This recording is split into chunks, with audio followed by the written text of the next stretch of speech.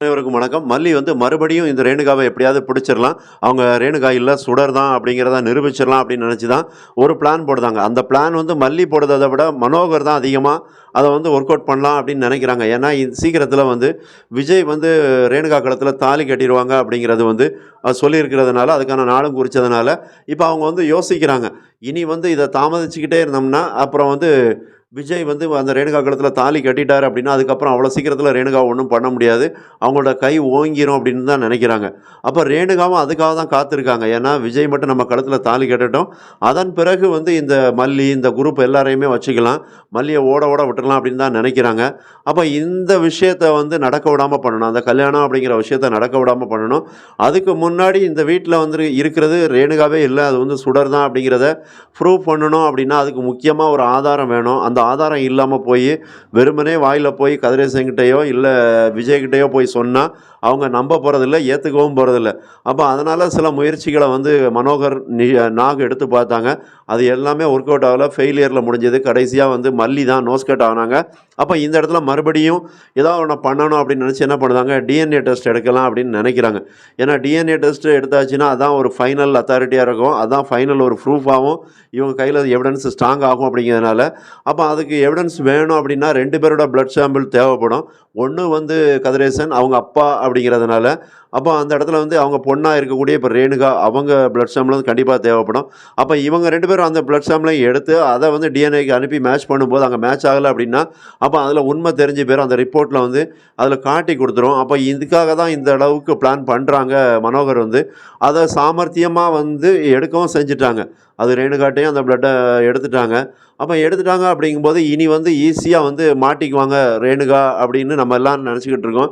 ஆனா, அதுல மாட்டிக்கக்கூடிய வாய்ப்பு ரொம்ப ரொம்ப கம்மி தான் அப்படிங்கிற மாரி தெரியுது. ஏன்னா, கதிரேசன் ஒருவேள அந்த வீட்டுக்குள் வந்திருந்தாருன்னா, அது ஈஸியா முடிஞ்சிருக்கும். ஏன்னா, கதிரேசன் வர்றதுக்கு லேட் ஆகுது. அவர் வந்து ஈஸியா சொன்னாரு. கதிரேசன் வந்து நான் வந்துடுறேன் அப்படிங்கிறாரு. அதுல ஒரு விஷயம் நல்லா கவனிங்க. கதிரேசன் வந்து ஒரு பெரிய கோடீஸ்வரனா இருக்காரு. அப்ப அவர் வந்து பணத்த வந்து அவரு கொடுக்கல் வாங்கல் பிசினஸ் பண்ணிட்டு இருக்காரு. அதே நேரத்தில ரூ. 1000 ஒரு செக்கப் லேப்ல போய் பிளட் டெஸ்ட் பண்ணதுக்கு ரூ. 1000 ஆகும் அப்படின்னு சொல்றாங்க. ஆமாண்ணா, இதே இது மனோகர் என்ன சொல்றாரு, ஃப்ரீயா தான் நாங்க பண்றோம் அப்படின்னோனே, அப்ப அவரு வந்து என்ன பண்றாரு, ஃப்ரீயாவா? அப்ப நான் உடனே வாரேன் அப்படிங்கிறாரு. அவ்வளோ பெரிய கோடீஸ்வரனா இருக்கிறவரு ரூ.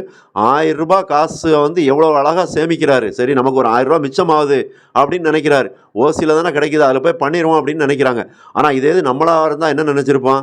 எதுக்கு போட்டு இத ஓசியில போய் இதில பண்ணிக்கிட்டு, நம்ம ஒரு ரூ. 1000 தானே குடுத்துருப்போம். ரூ. 1000 தானே குடுத்துட்டு போவோம்னு நினைப்போம். அப்ப பணங்கிறத எப்படி பணக்காரங்க சேர்க்கிறாங்க அப்படிங்கிறத இதில கொஞ்சம் யோசித்து பாருங்க.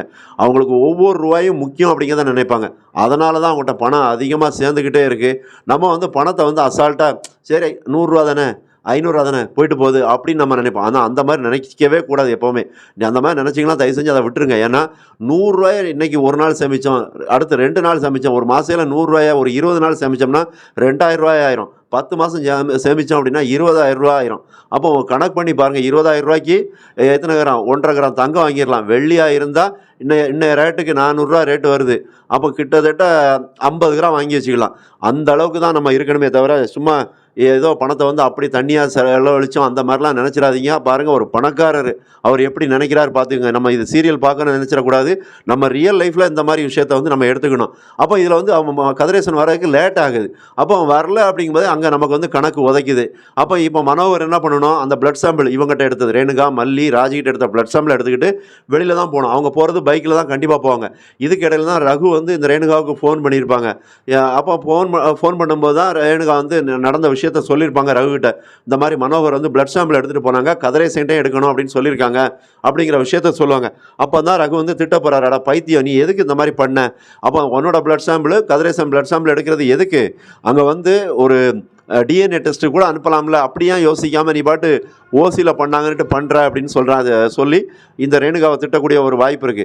இல்ல நான் அப்படிலாம் பண்ணல. இங்க வந்து மல்லியையும் பிளட் குடுத்தாங்க, ராஜியும் குடுத்தாங்க அதனால தான் நானும் கொடுத்தேன் அப்படின்னு சொன்னாங்க.